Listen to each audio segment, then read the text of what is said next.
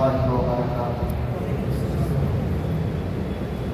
الحمد لله ثم الحمد لله رب العالمين، نحمده ونستعينه ونستغفره ونؤمن به ونتوكل عليه، ونعوذ بالله من شرور أنفسنا ومن سيئات أعمالنا، من يهده الله فلا مضل له ومن يضلل فلا هادي له، ونشهد أن لا إله إلا الله، ونشهد أن سيدنا ونبينا وسندنا وشفيعنا ومولانا وملجأنا وأشرفنا محمدا عبده ورسوله. قال الله تبارك وتعالى في القرآن المجيد والفرقان الحميد: أعوذ بالله من الشيطان الرجيم، بسم الله الرحمن الرحيم. فبأي آلاء ربكما تكذبان؟ صدق الله العظيم وصدق رسوله النبي الأمين الكريم، ونحن على ذلك لمن الشاهدين والشاكرين والذاكرين والصابرين، والحمد لله رب العالمين. قال الله تبارك وتعالى في شأن حبيبه المصطفى ورسوله المجتبى صلى الله تعالى عليه وسلم: إن الله وملائكته يصلون على النبي يا أيها الذين آمنوا صلوا عليه وسلموا تسليما. اللهم صل على سيدنا شفيعنا مولانا محمد كما تحب وترضى بأن تصلي عليه صلى الله تعالى عليه وسلم. نبی اور آل نبی پر کے مرتبہ درود پاک پڑھیں. اللهم صل على سيدنا شفيعنا مولانا محمد العزيز والكرم المبارك والحكم والحكمة وآله وأصحابه وبارك وسلم صلاة وسلام عليك يا رسول الله صلى الله تعالى عليك وعلى آلك وأصحابك وأزواجك وذرياتك وأهل بيتك أجمعين. سبحان ربك رب العزة عما يصفون وسلام على المرسلين الحمد لله رب العالمين. الحمدللہ، اللہ پاک کا بڑا ہی شکر احسان عظیم ہے کہ اس نے ہمیں اپنی تمام پیدا کردہ مخلوقات میں انسان بنا کر پیدا فرمایا، اشرف المخلوقات کے درجے سے سرفراز فرمایا، نبی مکرم رسول محتشم محمد رسول اللہ صلی اللہ تعالی علیہ وسلم کی امت بابرکت میں پیدا ہونے کا اعزاز بخشا. کرم پر کرم والا کرم یہ ہے کہ اللہ رب العالمین نے ہم اور آپ کو اپنے گھر میں ایک جگہ جمع کر کے اپنے انعام یافتگان بندوں کا ذکر خیر کرنے کی توفیق عطا فرمائے. صاحبو، انسان اس دنیا کی زندگی گزارتا ہے.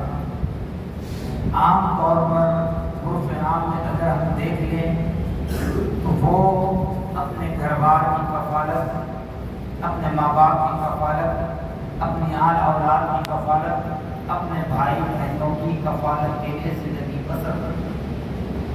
جبکہ بندہ مومن کو ہونا یہ چاہیے کہ اس کو پیدا کیا گیا تو اللہ پاک نے ارشاد فرمایا: خلقت الجن والانس الا ليعبدون.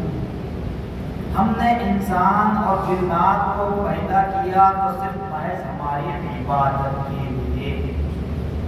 عام انسان کی زندگی کا بسیرا اپنی جگہ ہے، ایمان والوں کی زندگی کا بسیرا اپنی جگہ. مومنین کے لیے بتایا گیا کہ تم ایسے کام کرو جس سے اللہ اور اس کا رسول راضی ہو جائے، تاکہ تمہاری دنیا بھی سنور جائے، سکرات کا وقت بھی تمہارا خاتمہ بالخیر کے ساتھ گزرے، قبر کی اندھیری زندگی میں اجالا ہو، میدان محشر میں پیارے آقا محمد رسول اللہ صلی اللہ تعالی علیہ وسلم کے قدموں میں اٹھنا، پیارے آقا صلی اللہ تعالی علیہ وسلم کے قوت والے ہاتھوں سے جا کے کوثر پینا، پیارے آقا محمد رسول اللہ صلی اللہ علیہ وسلم کی شفاعت عظمیٰ حاصل کرنا، رب کا دیدار حاصل کرنا، یہ مقصد ہوتا ہے.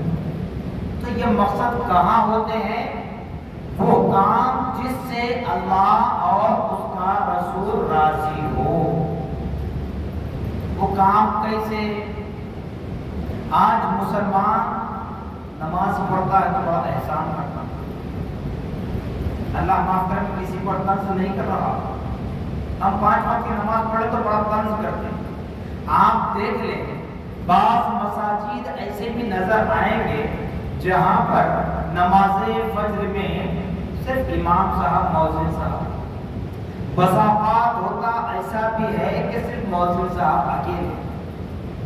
اگر یوں کہوں تو بھیجا نہ ہوگا، اب کہیں گے آپ نے کہاں دیکھا، تو کسی اور جگہ کی نہیں، میں ہمارے اسی مسجد کی بات کر رہا ہوں۔ ایک مرتبہ کا واقعہ ہے کہ مؤذن صاحب اذان دیے، انتظار ہوگا جماعت کا وقت کوئی آنے کے تیار، آپ کے مؤذن صاحب خود اکیلے کھڑے رہ کر نماز فجر ادا کرتے ہیں۔ تو یہ ہمارا حال ہو چکا ہے۔ یہ کیوں ہو چکا ہے؟ ہم اسلام سے دور ہوتے چلے جا رہے ہیں، ہم اسلام کی تعلیم سے دور ہوتے چلے جا رہے ہیں۔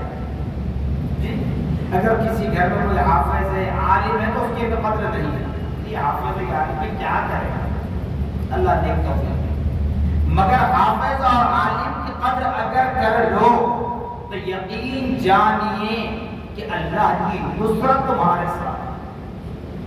اسی وجہ سے مدرسے قائم کیے جاتے ہیں، اور ایک زمانے میں اسی مسجد میں باضابطہ مدرسہ چلا کرتا تھا، بیچ میں سلسلہ موقوف ہوا، انتظامی کمیٹی بالخصوص ہمارے نوجوان اختیار بھائی کی کوششوں سے 2 سال قبل استاذ محترم نجم المحدثین حضرت العلامہ مولانا مفتی سید شاہ صغیر احمد نقشبندی قادری مجددی صاحب قبلہ کی سرپرستی میں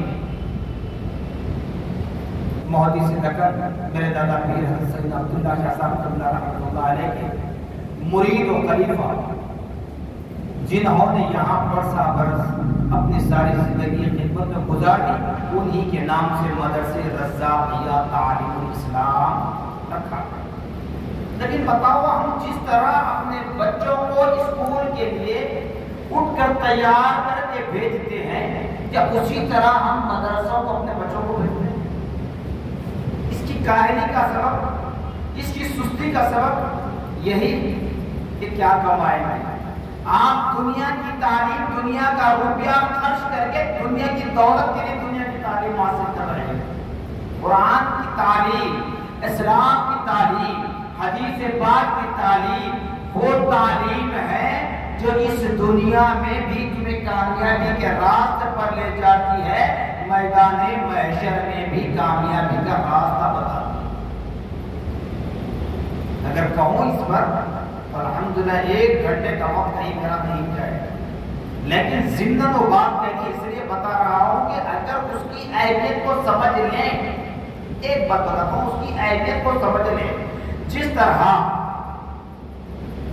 علماء بتلاتے ہیں، مشائخ اکرام، سادات اکرام بتلاتے ہیں کہ مدارس اسلام کے قلعے، اسلام کے قلعے، جیسے آپ ہر شہر میں جائیں گے تو قلعہ نظر آئے گا، جیسے میں نے حیدرآباد لکھنؤ میں قلعے کوئی بولتا ہے، قلعے کی اہمیت کس نے جاتا ہے؟ ہم پکنک کے اعتبار سے جاتے ہیں، قلعے کو دیکھ کر آتے ہیں، لیکن جب قلعہ دیکھنے کے لیے جائیں تو وہاں کی ہر وہ در و دیوار کی کیفیت دریافت کریں، معلوم ہوگا بادشاہ کیسے بیٹھتا تھا، ادارا اس کی حفاظت کیسے کرتے تھے، سیکورٹی اس کی جان پڑتال کیسے کیا کرتے تھے۔ تو ایسے ہی مدارس اسلام کے قلعے ہیں، جب وہ اسلامی تعلیمات کو حاصل کرتا ہے، ہر آنے والے منافق کا جواب دے سکتا ہے، ہر آنے والے مشرک کا جواب دے سکتا ہے، ہر آنے والے دشمن اسلام کا جواب دے سکتا ہے۔ یہ وہ مدارس ہیں۔ بلکہ بات بتا دوں، جس وقت ہم جامعہ نظامیہ میں داخل ہوئے تھے 1995 کے وقت، ہم کارپوریٹ لیکچرر سے فارغ ہو کر آئے تھے، اس مدرسے کے سالانہ جلسے میں ہمارے اور استاد محترم، استاد العلماء، شیخ العقائد والمعقولات، مولانا سید شاہ عزیز اللہ قادری صاحب قبلہ عطا اللہ فیض العالیہ، دینی تعلیم حاصل کرنے والے طالب علم کی اہمیت کو اجاگر کیا۔ ایک مثال کے ذریعے جیسے ایک گاڑی یعنی 4 ویلر چلانے والا، کار وغیرہ چلانے والا سڑک پر چلاتا ہے تو وہ بالکل صرف اپنے سامنے کی طرف نہیں دیکھتا، بلکہ اس کے رائٹ سائڈ اور لیفٹ سائڈ دونوں جانب آئینے ہوتے ہیں، اس پر بھی نظر رکھتا ہے۔ کیوں نظر رکھتا ہے؟ سامنے سے تو آنے والا نظر آتا ہے، لیکن رائٹ سائڈ سے کوئی آ رہا ہے، لیفٹ سائڈ سے کوئی آ رہا ہے، اس کو دیکھنے کے لیے وہ آئینے لگائے گئے ہیں، اس کو دیکھ کر وہ اپنا راستہ صحیح کر لیتا ہے۔ تو دینی تعلیم حاصل کرنے والے طالب علم کی مثال یہ ہے کہ وہ تو اپنا راستہ سیدھا چلتا ہے، کبھی ادھر سے منافق آ جائے، کبھی ادھر سے مشرک آ جائے، کبھی ادھر سے یہودی آ جائے، کبھی نصرانی آ جائے، کبھی دشمن اسلام آ جائے، تو اس کو کیسے جواب دیا جائے، کس موڑ پر کیسا جواب دیا جائے، یہ دینی تعلیم حاصل کرنے والے طالب علم کو ہی پتہ چلتا ہے۔ کیوں؟ دنیا کی تعلیم دنیا سنوارتی ہے، دین کی تعلیم دنیا بھی سنوارتی ہے، آخرت بھی سنوارتی ہے، خود کو بھی سنوارتی ہے، خود کے ماں باپ کی نجات کا ذریعہ بھی بنتی ہے۔ پھر وہی کیفیت ہماری آنے والی نسلوں میں پیدا ہوتی ہے۔ ضروری نہیں کہ ہر کوئی عالم بنے، حافظ بنے، لیکن ہم اگر عالم نہ بن سکے، حافظ نہ بن سکے، ہم اپنی اولاد کو عالم و حافظ نہ بنا سکے، کم از کم انہیں نماز کا طریقہ سکھائیں۔ نماز کے مکمل ہونے کے لیے اس سے پہلے وضو ہے، وضو مکمل ہونے کے لیے اس سے پہلے غسل ہے، ان چیزوں کی تعلیمات دیں، کم سے کم قرآن پاک دیکھ کر پردہ سمجھ جائے۔ ضروری نہیں کہ اس کی تفسیر کو پڑھے، اس کے ترجمے کو پڑھے، اس کے شان نزول کو پڑھے، اس کی تمام تر ڈیٹیلز کو جانے، یہ ضروری نہیں ہے۔ کم از کم جب ہمارا انتقال ہو تو ہماری اولاد ہمارے لیے قرآن کی تلاوت کر کے ایثار ثواب کر سکے، بس اتنی تو تعلیم کے لیے ہماری ذمہ داری ہے۔ ورنہ ہمارے بچوں کے لیے میدان محشر میں سب سے پہلے ہم کو جواب دینا ہوگا، اس کے بعد بچے سے سوال ہوگا، جب وہ بالغ ہو جائے گا۔ بلوغیت سے پہلے ماں باپ کی ذمہ داری بنتی ہے۔ تو بہرحال خدا کا ایمان پر اتنا سب کہنے کا مقصد یہی ہے، یوں سمجھ لیں آج ہم خلیفہ دوم خسر رسول اللہ، جانشین رسول اللہ، امیر المومنین حضرت سیدنا عمر بن خطاب رضی اللہ تعالی عنہ کی یوم شہادت بنا رہے ہیں، ساتھ ہی ساتھ مدرسہ غزالیہ طالب الاسلام کا فاؤنڈیشن ڈے یوم تاسیس بھی منا رہے ہیں۔ یہ بات ہے تو جتنا ہو سکے اپنے بچوں کو آپ اپنی سہولت کے اعتبار سے، ہم یہ نہیں کہتے کہ اسی مسجد میں لا کر پڑھو، اگر یہاں قریب ہے تو یہاں لا، دور ہے تو بس اسلامی تعلیمات سے آگاہ ہے، کم سے کم اتنا کہ وہ اپنے روزمرہ کی زندگی کو گزار سکے، نماز کی اہمیت اس کو معلوم ہو جائے۔ جب وہ نمازی ہو جائے گا، جب وہ پیارے آقا صلی اللہ علیہ وسلم سے محبت کرنے لگ جائے گا، خود بخود بالغ ہونے کے بعد روزہ رکھنے کی عادت اس کے اندر آ جائے گی، کیونکہ اس کو معلوم ہوگا کہ کھا پی کر ہر عیش و آرام کے ساتھ نماز پڑھنے پر اللہ تبارک و تعالیٰ جب صلہ دیتا ہے تو پھر اس ذات کے لیے جب دن بھر بھوکا پیاسا رہے تو اس کے لیے کیا صلہ ملے گا، اس کو بڑا اہمیت ہے۔ تو کم سے کم روز مرہ کی زندگی سے دعا کرنا ہے۔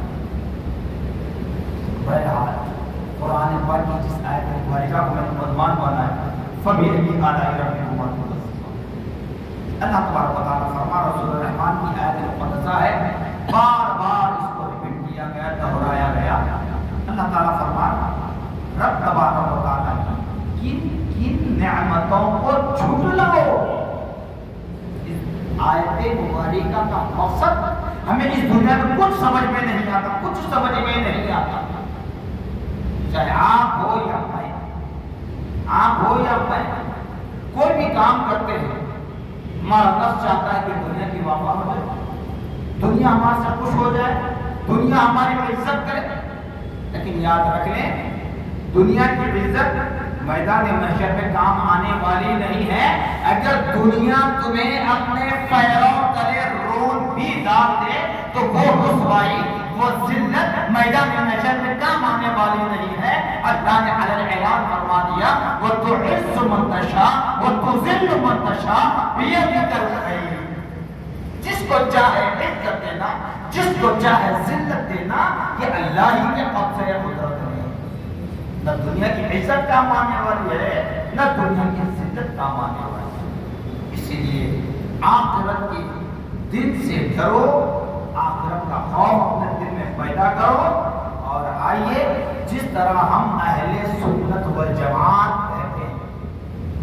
اہل سنت والجماعت کا مطلب اس سے پہلے میں نے بتا دیا۔ حضور پاک صلی اللہ تعالی علیہ وسلم کا فرمان عالی شان ہے ما انا علیہ واصحابی، میں اور میرے صحابہ جس جماعت میں ہے وہ جماعت کامیاب ہے، وہ جماعت بمراد ہے۔ اب یہاں پر پیارے آقا صلی اللہ علیہ وسلم نے تخصیص نہیں کی۔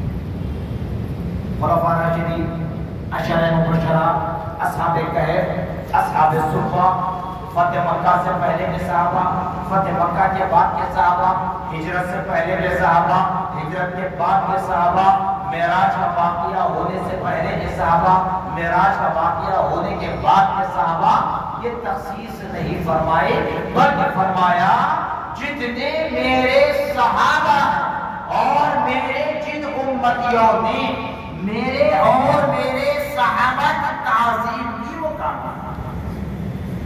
ما انا علیہ، میں جس میں ہوں، انا علیہ، میں سے مراد نبی پاک صلی اللہ علیہ وسلم ہے۔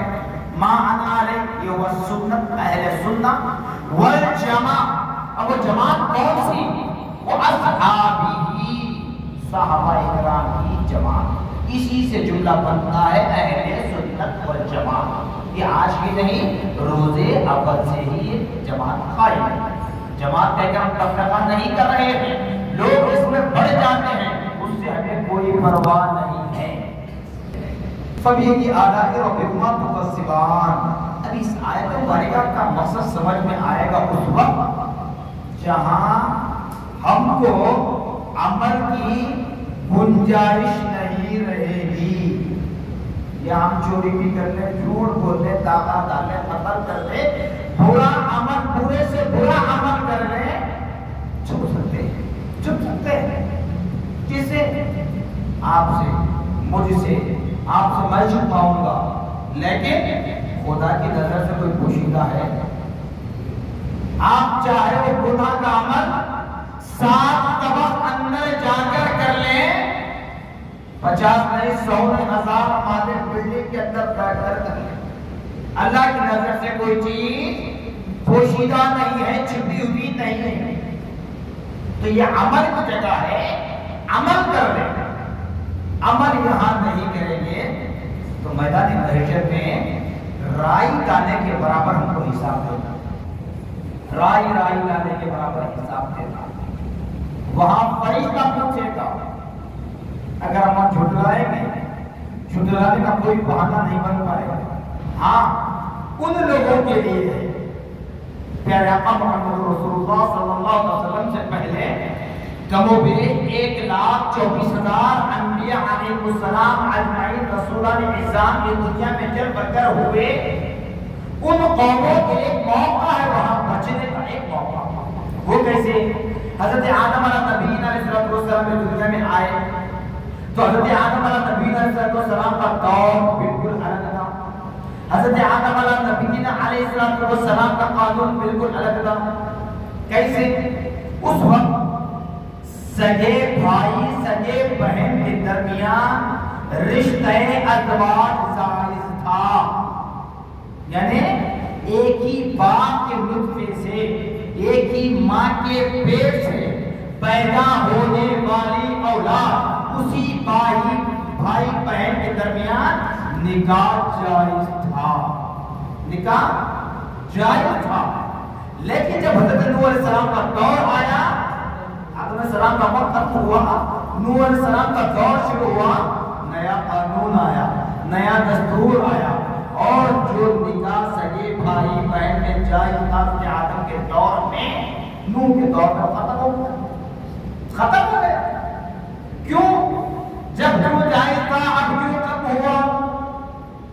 اس لیے کہ اس وقت اس لڑکے کے لیے کوئی لڑکی نہیں تھی سوائے بہن کے، اس لڑکی کے لیے کوئی لڑکا نہیں تھا سوائے بھائی کے. یہ خدا کا نظام جائز تھا. نوح علیہ السلام کا دور آیا ختم ہوا. اور اسی طریقے سے ہر نبی کے بعد دوسرے نبی آتے، ایک رسول کے بعد دوسرے رسول آتے. ہر نبی کے ساتھ ہر رسول کے ساتھ قانون بدلتا رہتا، کتابیں بدلتے رہتے، صحیفے بدلتے رہتے. تو ان کے لیے موقع تھا. کیونکہ اب سمجھیں حضرت نوح علیہ السلام کے پیریڈ میں تھے. اب نوح علیہ السلام کا وقت تھا، حضرت ابراہیم علیہ السلام آ رہے ہیں. تو اب ابراہیم علیہ السلام کے ساتھ نیا قانون ہے، نیا دستور ہے، نیا آئین ہے. اب نوح علیہ السلام کے قوم اس بات پر عمل کر رہی ہے. اب ابراہیم علیہ السلام کے قانون میں یہ بات غلط ہے، اب اس کو چھوڑنا ہے. کیسے چھوڑیں گے؟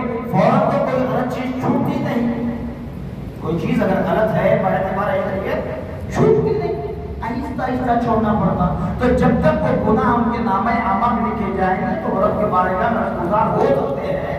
مولا ہمارے درمیان جب نیا قانون رائج ہوا، نبی ایک آگے آئے اور ایک نبی آئے اور رسول آئے تو ان کا قانون نیا ہوا تو ہمارے لیے اپنی فطرت کو بدلنے میں وقت لگا. مولا کے ان کے لیے موقع بن پاتا ہے. امتی محمدیہ صلی اللہ علیہ وسلم کے لیے کوئی موقع نہیں رہے گا میدان محشر میں بچنے کے لیے. یاد رکھیں کوئی موقع نہیں رہے گا. کیوں؟ سارے انبیاء اور رسول کی قوموں کی حالات کو ایک جا کر کے اللہ پاک نے قرآن میں بتایا. شراب، زنا، چوری، انٹرسٹ کا کاروبار، خط و غارت گری، بھائی بہنوں کی ہم طرفی، دین سے دور، اسلام سے دور، جتنی چیزیں ہیں سب کی سب چیزوں کو اکٹھا کر کے قرآن کا درج بیان ہے. اس کے بعد بھی کہیں گے تو اللہ تعالیٰ فرمائے گا، بیٹھے گا تو فرشتے پوچھیں گے اب جھٹلاؤ کس بات کو جھٹلاتے ہیں؟ اللہ نے نبی محمد رسول اللہ میں نبوت کا سلسلہ ختم کر دیا، نبوت کا دروازہ بند کر دیا. تو کیا اللہ نے نبی پاک صلی اللہ علیہ وسلم کی امت میں ایسے ایمان والوں کو پیدا نہیں کیا جو تم تک اللہ کا پیغام پہنچائے، جو تم تک رسول اللہ کی رسالت پہنچائے، جو تم تک اللہ اس کے رسول کا پیغام میسج پہنچائے؟ کیا نہیں پیدا کیا؟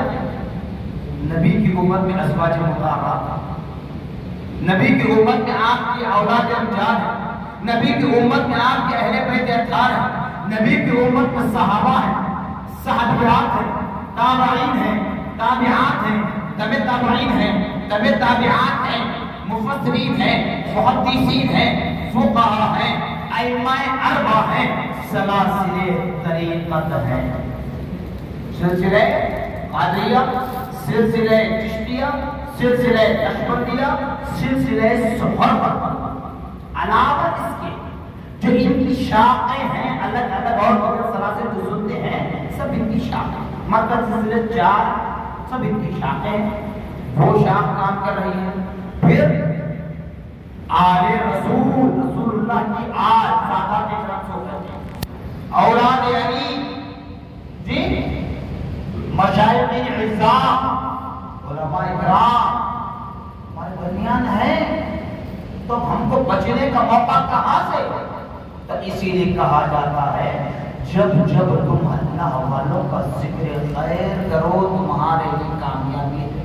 تبھی تو حضرت بانی جامع نظامیہ حضرت امام محمد انوار اللہ فاروق علیہ رحمۃ رضوان تعریف فرماتے ہیں، ٹھہرا کفارہ گناہوں کا جو ذکر اولیاء، ٹھہرا کفارہ گناہوں کا جو ذکر اولیاء از قسم عبادت ہے جو ذکر انبیاء. اولیاء سے مراد صرف اولیاء اللہ نہیں جن کی مدد پر ہم حاضری دیتے ہیں. عربی گرامر کے اعتبار سے دیکھیں تو اللہ والے سے مراد اللہ کا دوست. اس میں انبیاء بھی ہے، رسول بھی ہے، ازواج مطہرات بھی ہے، اولاد افراد بھی ہے، تمام جتنے نام میں دیکھیے صحابہ ہیں، سب کچھ اللہ کے دوست. اللہ کے انعام یافتگان بندوں کا ذکر خیر کرنا گویا اپنے پچھلے گناہوں کا کفارہ ہے. ان اللہ والوں کا ذکر خیر کرنے سے اللہ کی ذات سے یہ امید کر سکتے ہیں کہ ہمارے پچھلے گناہ معاف ہو سکتے ہیں. معاف ہوتے کیا نہیں؟ معاف ہو سکتے ہیں. کیوں؟ دل کے ارادے کو، دل کی نیت کو وہ جانتا ہے. کہنے والا کیا کہہ رہا ہے، سننے والا کیا سن رہا ہے، عمل کتنا کر رہا ہے، اہتمام کرنے والے کی نیت کیا ہے، سب کچھ وہ جانتا ہے. تبھی تو بانی جابر صاحب فرماتے ہیں اور یہ اللہ کا ذکر کرنے سے گناہوں کا کفارہ ہے. اور سردار الانبیاء باعث تخلیق کائنات محمد رسول اللہ صلی اللہ علیہ وسلم کا ذکر کرنا، انبیاء و رسولان عظام کا ذکر خیر کرنا، یہ گویا عبادت ہے. گویا عبادت. اللہ نے ہم پر یہ تمام تر احسانات فرمائے. یہ کہنے کی مجھے وجہ بتا رہا ہوں. آج ہم کیا کرتے ہیں؟ سوشل میڈیا پر جو چل رہا ہے اس کو فالو. سوشل میڈیا پر روزانہ جس کی اسپیچز آتے ہیں، لیکچرز آتے ہیں، اس کو فالو کریں. جس کی تم ہمیں نہیں معلوم، جس کی حقیقت کو ہم نہیں جانتے، آپ کیجئے. میں ہمیشہ کہتا ہوں جیسے کہ گزشتہ مہینے میں ذی الحجہ کی 18 تاریخ کو خلیفہ سوم حضرت عثمان غنی رضی اللہ تعالیٰ کی شہادت کے موقع میں تفصیل ساری بتلا دی. یہ ہمارے دکن میں جو طریقہ کار رائج ہے، یہ قدیم تاریخ کے اعتبار سے ہے. قدیم علماء، قدیم مشائخ اسلام نے بیٹھ کر اس کو طے کیا ہے. آئیے خلیفہ دوم امیر المومنین حضرت سیدنا عمر بن خطاب رضی اللہ تعالیٰ، یہ حضور پاک صلی اللہ علیہ وسلم کے خسر محترم سسرے ہیں، نبی کے خلیفہ ہیں. نبی کی اصل میراث کیا ہے معلوم؟ لوگ کچھ کہتے تھے، بہت کچھ کہتے ہیں. ارے نبی اگر اپنی میراث کو تقسیم کرنا ہوتا، میراث کو میراث بتانا ہوتا، میراث اپنی جائیداد کو جائیداد بتانا ہوتا، تو پھر 70 پیمن ڈال کر لباس کو اسے بدل کیا جاتا ہے. چاہنے والے بہت کچھ کہتے ہیں، ان سے ہمیں کوئی سروکار نہیں ہے. نبی کی اصل جائیداد، نبی کی اصل میراث، نبی نے صداقت ابو بکر کو دی، عدالت عمر بن خطاب کو دے دی، سخاوت عثمان غنی کو دے دی، شجاعت علی کو دے دی. یہی نبی کی پراپرٹی ہے، یہی نبی کی جائیداد ہے، یہی نبی کی اصل میراث ہے. اور انتظام خداوندی ہے فرمان مصطفیٰ. حضرت ابو بکر صدیق رضی اللہ عنہ خلیفہ اول، حضرت عمر فاروق رضی اللہ عنہ خلیفہ دوم، حضرت عثمان غنی رضی اللہ عنہ خلیفہ سوم، حضرت علی کرم اللہ وجہ کریم رضی اللہ عنہ خلیفہ چہر. اگرچہ کہ فضیلت کے اعتبار سے حضرت علی کا مقام مرتبہ بلند و بالا ہے، ابو بکر نے مانا، عمر نے مانا، عثمان نے مانا، لیکن درجے کے اعتبار سے جو خدا کا نظام ہے، جو فرمان مصطفیٰ ہے، جو عمل مصطفیٰ ہے، جو قول مصطفیٰ ہے، اس اعتبار سے حضرت علی چوتھے خلیفہ، عثمان غنی تیسرے خلیفہ، عمر فاروق دوسرے خلیفہ، ابو بکر پہلے. حضرت عمر بن خطاب رضی اللہ تعالیٰ عدالت آپ کے حصے میں آئی، سن لیں. حضرت عمر بن خطاب رضی اللہ تعالیٰ داخل اسلام نے بھی اس وقت ایک واقعہ بتا تاکہ وہاں پر ہمارے ذہن کھل جائیں. یہاں پر بہت ساری باتیں منجمد ہو رہی ہیں، مل رہی ہیں، لیکن ایک مثال آپ کو سمجھا دیتا ہوں. میلاد ہم مناتے ہیں، میں ہمیشہ کہتا ہوں کہیں پر بھی جہاں موقع ملتا ہے، یہ بازار میں ہونے والے تماشاؤں کو لے کر اہل سنت و جماعت پر احترام نہ کرنا، یہ بازاری عاملوں کو لے کر خانقاہوں کو بدنام نہ کرنا، یہ بازاری ملاؤں کو لے کر علماء کو بدنام نہ کرنا. نسبت ہم نسبت والے ہیں، ہم محبت والے ہیں، نفرت پیدا ہم نہیں کرتے. اب نسبت کیسی آپ دیکھتے ہیں. حضرت عمر بن خطاب رضی اللہ عنہ بھی داخل اسلام نہیں ہوئے. اس وقت عمر بن خطاب کا نعرہ تھا، یہ کہا کرتے تھے، اس وقت کے ان کے الفاظ بتا رہا ہوں، اگر کوئی محمد ابن عبداللہ کے ہاتھ میں ہاتھ دے کر بیعت لے میں اس کا سر قلم کر دوں گا، سر تن سے جدا کر دوں گا۔ ادھر ابو جہل، ابو لہب، عتبہ، شیبہ، یہ بڑے بڑے دشمنان اسلام سر بنے ہیں۔ ایک میٹنگ بیٹھی، وہاں میٹنگ میں طے ہوا کہ کسی طریقے سے محمد ابن عبداللہ کا کام تمام کر دیا جائے، ایسا بہادر چنا جائے کہ جو اس کے چہرے کو لگے ان پر قاتلانہ حملہ کر دیا۔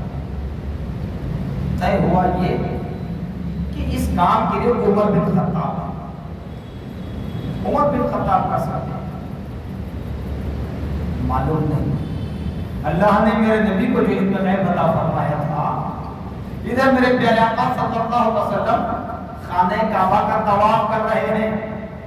طواف کی 7ویں اور آخری چکر میں اللہ کے حضور میں دعا فرماتے ہیں، کیا کہتے ہیں؟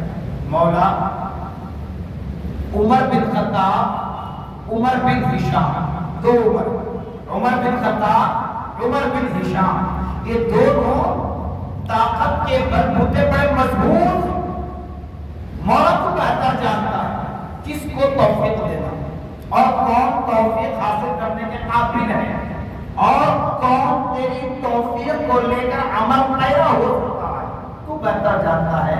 مولا ان دو عمر میں سے کسی ایک عمر کو داخل اسلام کی توفیق۔ ادھر نبی کی دعا ہو رہی ہے، ادھر خدا کا نظام ہو رہا ہے، ادھر دشمنان اسلام کی ترکیبیں ہو رہی ہے، پیارے آقا صلی اللہ علیہ وسلم کو ختم کرنے کی بات کی جا رہی ہے۔ عمر بن خطاب ہوتے، عمر بن خطاب ہوتے، پوچھا ابو جہل گولاہیوں سے، بتاؤ کتنے لوگ مسلمان ہو چکے اب تک؟ اب تک کتنے لوگ مسلمان ہو چکے ہیں؟ ابو جہل گولاہیوں نے کہا 39، 39 لوگ مسلمان ہو چکے ہیں، 39 لوگ مسلمان ہو چکے ہیں۔ حضرت عمر بن خطاب نے شمشیر بے نیام اپنے ہاتھ میں لی، ننگی تلوار اپنے ہاتھ میں لی، پھر کے پیچھے رکھا اور کہا کہ اب 40واں ہونے نہیں دوں گا، اب 40واں ہونے نہیں دوں گا۔ دشمن سمجھ رہے تھے کہ آج نوبلا معاملہ استغفر اللہ محمد ابن عبداللہ کا کام تمام ہو جائے گا۔ عمر بن خطاب کو کہا گیا تھا کہ اگر اس دوران تم پر کچھ ہو جائے، چوٹ آنا تو دور ہے، اگر تم خطر بھی کر کے جاؤ تو تمہارے گھر بار کی ذمہ داری ہمارے ساتھ، ہم دیکھ لیں گے۔ عمر بن خطاب چلے، راستہ اچھا پڑے، جا رہے ہیں، تفصیلات میں نہیں جاؤ گا، جا رہے ہیں۔ ادھر نبی پاک صلی اللہ تعالیٰ علیہ وسلم نے صحابہ سے فرمایا، اے صحابہ، حالات اپنا رخ بدلنے والے ہیں، اپنا موڑ بدلنے والے ہیں، مگر تم اپنی جگہ سے 1 فٹ 2 فٹ 1 گز 2 گز 1 بارش 2 بارش نہیں، انچ بھی نہیں، بلکہ نبی نے فرمایا اپنی جگہ سے بال برابر بھی آگے نہ بڑھتا، کچھ بھی ہو جائے۔ اب بتاؤ، اس زمانے میں ٹیلی ویژن تھا، ٹیلی فون تھا، ٹیلی گرام تھا، کوئی خط و کتابت کا ذریعہ تھا، ہوتا یہ کہ یہاں سے کوئی اگر قاصد نکلے وہاں چلا جائے تو یہاں کی حالت سے وہ واقف ہوں گے، پھر وہاں کا کوئی قاصد آ جائے، پھر یہاں کہتے ہیں کہ یہاں کا جو قاصد وہاں گیا تھا وہ واپس لوٹ کر آئے تو وہاں کی حالت سے یہاں واقف ہے۔ اب اتنے سے عرصے میں اتنی سی دیر میں کیسے معلوم ہوا؟ تو اللہ نے نبی پاک صلی اللہ علیہ وسلم کو ایسا علم غیب عطا فرمایا تھا جو رب دیکھتا ہے وہ فوراً نبی کے دل پر اثر انداز کر دیتا ہے، جو رب دیکھتا ہے فوراً اس کی انفارمیشن، اس کی اطلاع نبی کو مل جاتی ہے۔ ایسا علم غیب عطا فرمایا۔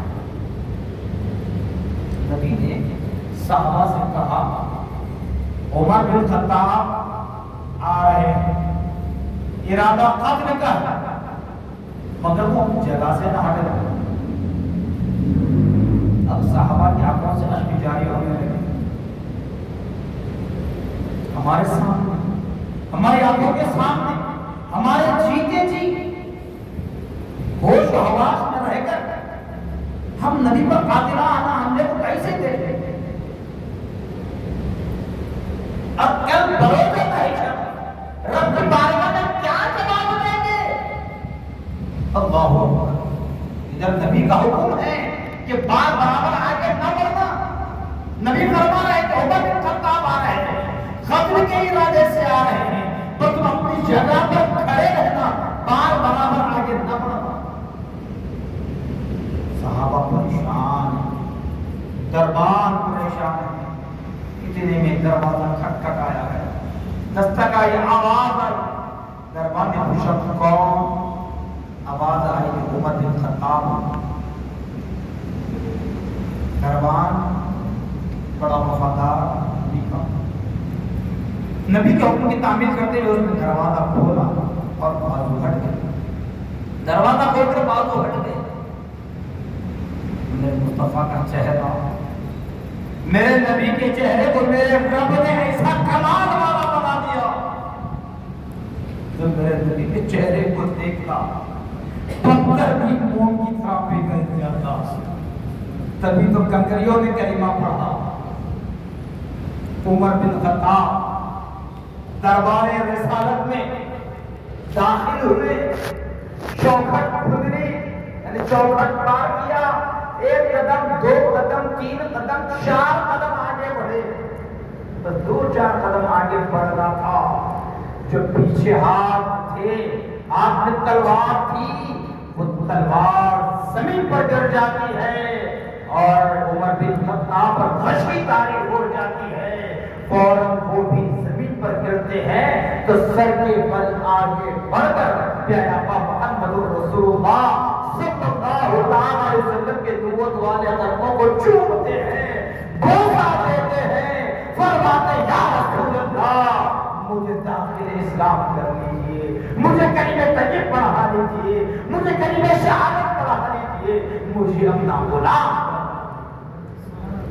ادھر دشمنان اسلام جشن منا رہے تھے، 40واں ہونے نہیں دوں گا۔ عمر بن خطاب نے کہا تھا ارے نادانو تم نے سمجھا نہیں، عمر بن خطاب کہہ رہے تھے اب تک 40 لوگ مسلمان ہو چکے ہیں، اب 40 مسلمان کوئی نہیں ہوگا جب تک کہ عمر اسلام قبول نہ کر لے۔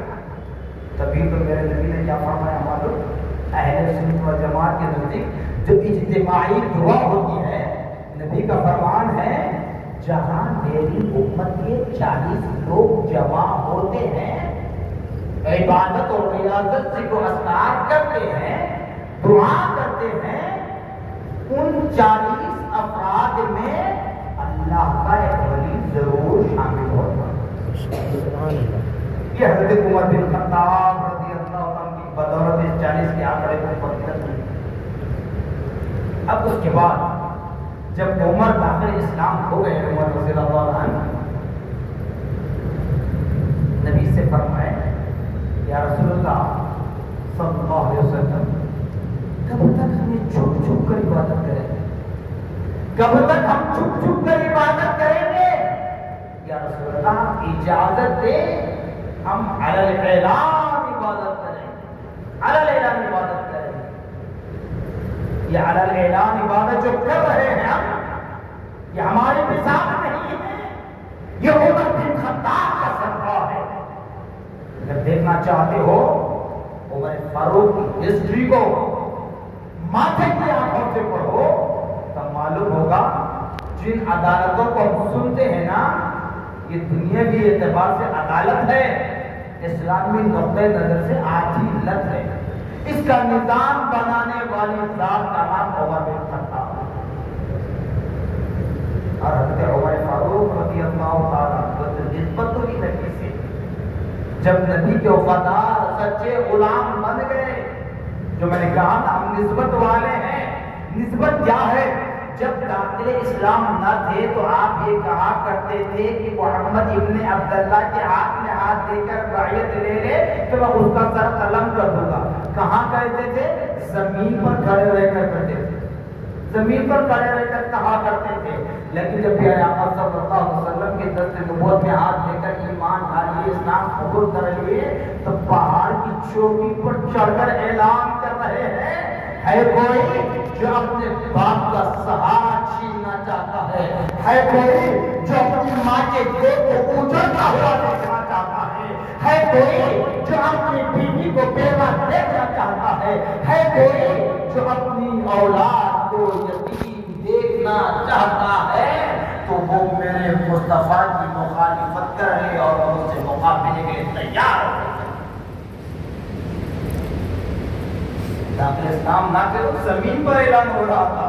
جب نسبت مصطفیٰ تک گئی, دل میں وہ نبی کی محبت سما گئی, پہاڑ کی چوٹیوں سے اعلان ہو رہا ہے.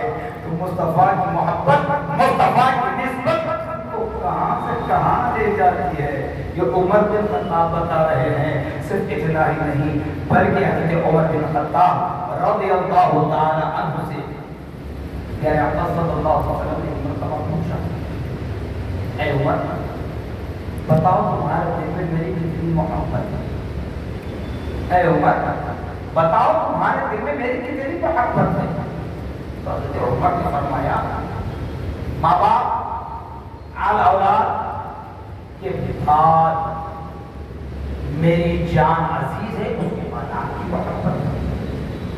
نبی نے فرمایا, اے عمر ابھی تمہارا ایمان مکمل نہیں ہوا. اب ظاہر اعتبار سے بیٹھے ہیں, ماں باپ سے بڑھ کر تو کوئی چیز نہیں. اب سمجھانے کے لیے ہمارے معصوموں کو بہکانے کے لیے کہتے ہیں نا, یہاں وہاں کیوں جاتے ہیں, ماں باپ ہے, ماں باپ کی تعظیم, ماں باپ کی تعظیم اپنے کا مسلم ہے, لیکن درس کیا دینا چاہتے ہیں اس کو دے. پھر دوسری مرتبہ نبی نے عمر کو اپنے سینے سے چمٹایا, اس کے بعد پوچھا ہے, عمر بتاؤ اب تمہارے دل میں میری کتنی محبت ہے. امتحان ہو رہا ایمان کا. عمر نے کہا, یا رسول اللہ میرے ماں باپ کے بعد اگر کسی کی جان عزیز ہے تو آپ. مال و دولت چھوٹ گئی, آل اولاد چھوٹ گئی, خود کی جان بھی چھوٹ گئی, صرف ماں باپ. نبی نے فرمایا, ہے عمر ابھی تمہارا ایمان مکمل نہیں ہوا. تب نبی نے عمر کو تیسری مرتبہ اپنے سینے سے لگایا.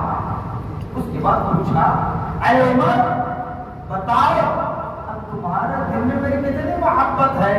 تب حضرت عمر رضی اللہ عنہ برجستہ ارشاد فرماتے ہیں, بے ساختہ یا رسول اللہ صلی اللہ علیہ وسلم, آپ سلامت ہیں تو میرے ماں باپ سلامت ہیں, آپ سلامت ہیں میرا گھر بار سلامت ہے, آپ سلامت ہیں تو آپ کا غلام سلامت ہے. اللہ کے بعد صرف آپ کی محبت میرے دل میں بس گئی ہے, اب کسی چیز سے میری محبت نہیں. تب نبی نے فرمایا, اے عمر تمہارا ایمان مکمل ہے. یہ کیوں کہا گیا؟ صحابہ جب بھی نبی کی بارگاہ میں جاتے ہیں اپنے مسائل کو لے کر, یا نبی کے بلانے پر, نبی کے حکم پر جب نبی کی بارگاہ میں جاتے ہیں, ادب دیکھیں صحابہ کا, اپنے پیروں کو زمین سے علیحدہ ہونے نہ دیں, بلکہ زمین کے بل گھسٹتے ہوئے تک, زمین کے بل گھسٹتے ہوئے تک. کیوں؟ نبی پاک صلی اللہ تعالی علیہ وسلم کی شان اقدس میں خدموں کی آہٹ کی وجہ سے بے ادبی ہونے نہ پائے. اس کے بعد جب دربار رسالت میں پہنچتے, سلام عرض کرتے تو فرماتے, فدا کا امی و ابی, اے ہمارے نبی ہمارے ماں باپ آپ پر قربان. تو نبی پاک صلی اللہ علیہ وسلم کی محبت یہ ہے. اور آخری بات بتا دیتا ہوں, اللہ تبارک و تعالیٰ نے پیارے آقا صلی اللہ تعالیٰ علیہ وسلم پر جب نبوت کا سلسلہ ختم کر دیا, نبوت کا سلسلہ ختم کر دیا, تو صحابہ کو درد دیتے دیتے درمیان میں آپ نے فرمایا, اللہ نے مجھ پر نبوت کا دروازہ بند کر دیا. اگر اللہ کو منظور ہو میرے بعد کوئی ایک اور نبی دنیا میں بھیجنا چاہا تو میرے جانشین صحابہ یاد رکھ لیں، میرے بعد اگر کوئی نبی ہوتا تو وہ عمر ہوتے، وہ عمر ہوتے۔ تو یہ شان حضرت عمر بن خطاب رضی اللہ تعالیٰ عنہ کی ہے۔ عدالت دی گئی آپ کو، آپ کے حصے میں عدالت آئی مصطفیٰ کی، تو کیسی عدالت تھی معلوم؟ ایک یہودی اور مسلمان کے درمیان جھگڑا ہوا، جھگڑا ہونے کے بعد وہ فیصلے کے لیے پیارے آقا صلی اللہ علیہ وسلم کے دربار رسالت معصوم پہنچے۔ وہاں پر نبی پاک صلی اللہ علیہ وسلم نے فیصلہ فرما دیا، یہودی کے حق میں تھا فیصلہ تو فیصلہ کر دیا، کیونکہ رحم دل نہیں وہ پیارے آقا صلی اللہ علیہ وسلم اللہ کے بعد فیصلہ کرنے والی وہ ذات ہے جو کسی چیز کو نہیں دیکھتا۔ یہودی کے پاس فیصلہ کر دیا، باہر نکلنے کے بعد مسلمان مرد نام کے مسلمان منافق کہتے ہیں، ایسے لوگوں کو منافق کہتے ہیں۔ کہاں مسلمان نے ہیں، اس لیے قرآن میں جہاں پر بھی احکام اسلام کا ذکر کرنا ہے، اللہ نے یا ایھا المسلمون سے مخاطب نہیں فرمایا بلکہ یا ایھا الذین آمنوا فرمایا، اے ایمان والو، اے وہ لوگوں جو ایمان لائے ہو، جن کے دلوں میں ایمان ہے۔ تو وہ مسلمان صاحب کیا کہے کہ مجھے فیصلہ منظور نہیں ہے، نبی کے فیصلے کا انکار ہو رہا ہے۔ یہودی دشمن اسلام ہے، دشمن رسول اللہ ہے، وہ کہتا ہے کہ نبی کا فیصلہ اگر نہیں مانتے تو کس کا فیصلہ مانو گے؟ جبکہ نبی نے فیصلہ کر دیا تو مسلمان صاحب کہنے لگے نہیں، نبی نے آپ کے حق میں فیصلہ اس لیے کیا کہ آپ کے ساتھ ہمدردی کی ہے۔ استغفر اللہ، نبی کے فیصلے کا انکار کیسے ہو رہا ہے؟ اس لیے میں کہتا ہوں کہ اس پرفتن دور میں اگر کوئی فتنہ ہو رہا ہے تو یہ آج کا ہے روز اول سے ہی ہے، روز اول سے ہے۔ تو پھر یہودی نے کہا تم کہاں کا فیصلہ مانو گے، کس کے پاس فیصلہ کریں؟ مسلمان نے کہا عمر بن خطاب کے پاس چلیں، کیونکہ عمر بن خطاب رضی اللہ عنہ جاہو جلال والے، بڑے روم کا تلے والے، جی نبی سے نسبت ہو گئی، نبی کے وفادار غلام بن گئے، دشمنان اسلام کا سر قلم کرنے کے لیے تیار ہے عمر بن خطاب، میں عمر بن خطاب کے فیصلے کا قائل ہوں۔ تو انہوں نے کہا ٹھیک ہے، جو اس وقت کی یہودی، اس وقت میں سنگ دل بکر دل، اس وقت کی یہودی بھی دیکھو کتنا مانتے تھے، اس نے بغیر کسی چوک چرائے تھے عمر بن خطاب کی بارگاہ میں چلنے کے تیار ہے۔ پہنچے عمر بن خطاب کی بارگاہ میں، وہاں جا کر جھگڑا کیا تھا وہ بتا دیا گیا۔ اس کے بعد کہا نبی محمد رسول اللہ کے پاس فیصلہ ہو چکا، تو فوراً عمر رضی اللہ عنہ جلال میں آ گیا، میرے پاس کیوں آیا؟ نبی فیصلہ کر کے تو میرے پاس کیوں آیا؟ مسلمان صاحب کی زبان میں طاقت نہیں تھی، بھول گئی۔ یہودی نے کہہ دیا اے عمر، نبی محمد رسول اللہ نے میرے حق میں فیصلہ کر دیا۔ پھر نہیں، یہ کہتے ہیں کہ نبی نے تم کو خوش کرنے کے لیے فیصلہ کیا ہے، اس لیے مزید فیصلے کے لیے آپ کے نہایت کے فیصلے کی قائل ہے۔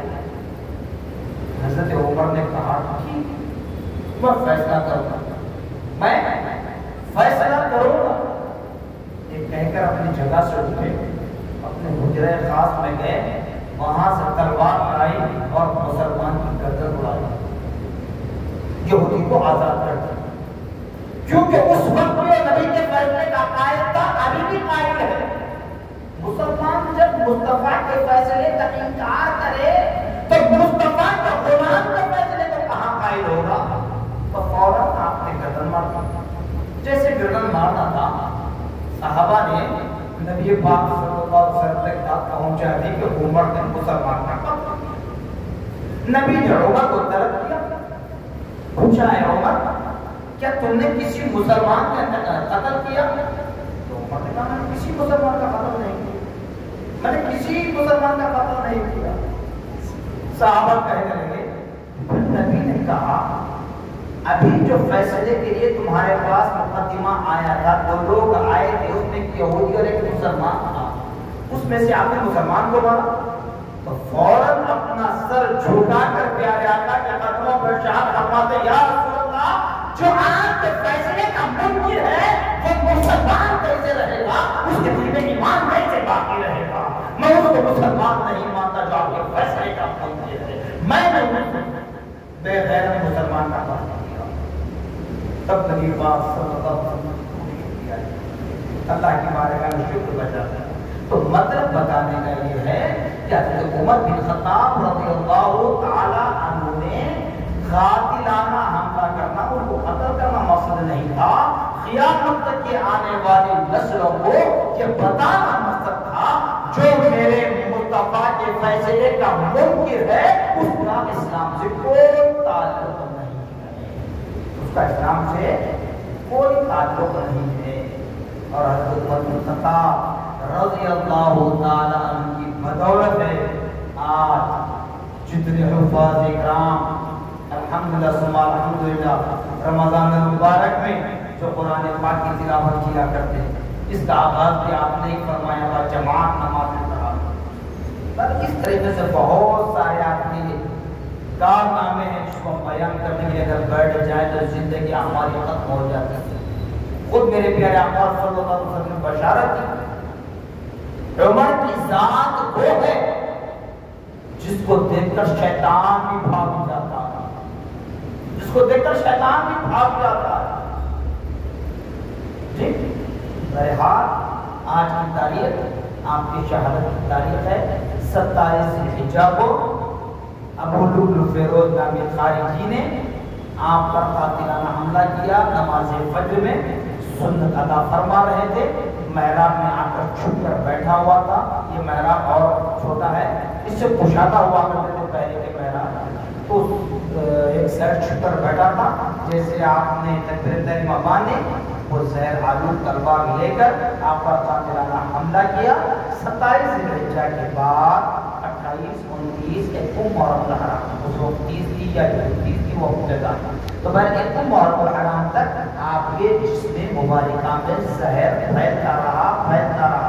محرم الحرام کو آپ نے جام شہادت نوش فرمائی، اور جس وقت قاتلانہ حملہ ہوا حضرت عمر بن خطاب رضی اللہ تعالی عنہ نے صحابہ کو طلب کر کے، اپنے ساتھیوں کو طلب کر کے فرمایا تھا اے میرے نبی کے جانثار صحابہ، میرے بیٹے کو مشورے کی طلب کر سکتے ہو لیکن خلیفہ نہیں بنا سکتے، اگرچہ کہ وہ اتنا بھی قاتل ہوگا، کیونکہ یہ میرے گھر کی پراپرٹی نہیں ہے، رسول اللہ کی مسند ہے، اس پر وہی بیٹھے گا جس کو خدا نے منتخب کیا، اس پر وہی بیٹھے گا جس کو مصطفیٰ نے پسند فرمایا۔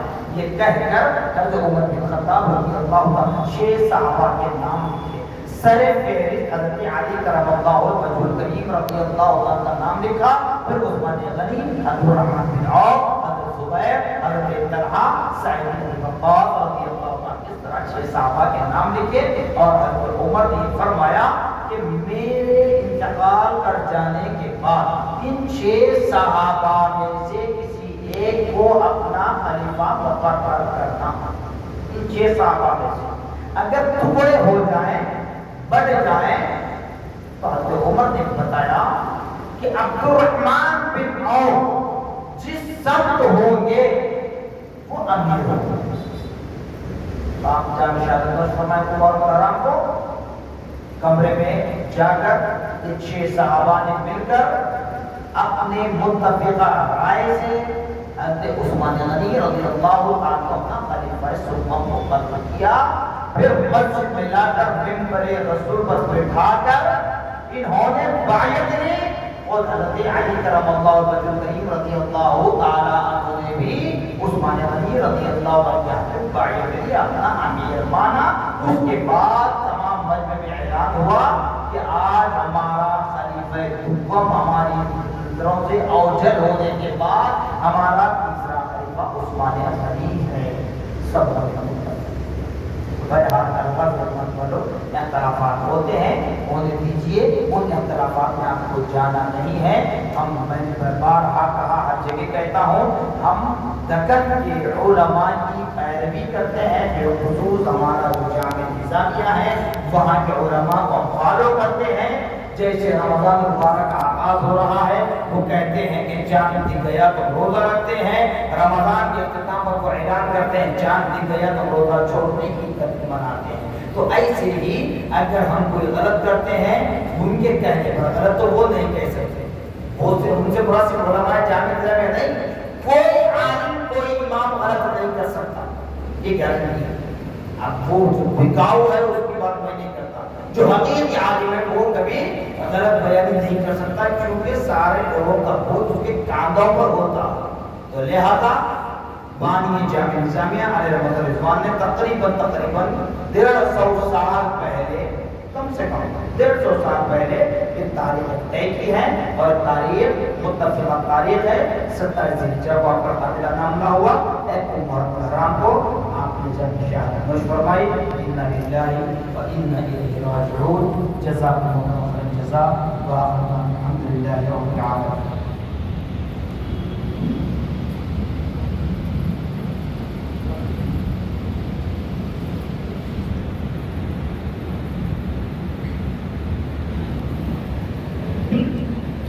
ربنا تقبل منا الفاتحة